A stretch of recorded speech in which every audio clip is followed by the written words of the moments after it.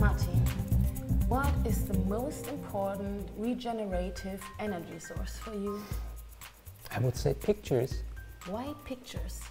Because pictures can give you strength and energy. And there's two guys who can explain this to you.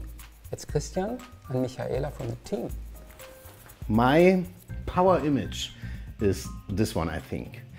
It's a painting by the Japanese painter Hokusai, and it's called The Great Wave. I really love it, and I bought it as I started my own business. I jumped from a good job into my own business, and it's been a stormy time. I think we are living in stormy times right now too. And so I combined it with this boat, and it's a power image, a sustainable power image for me for the year 2021.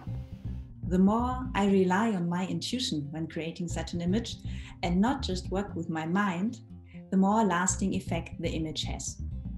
So I use processes that involve my conscious and unconscious resources. Wow!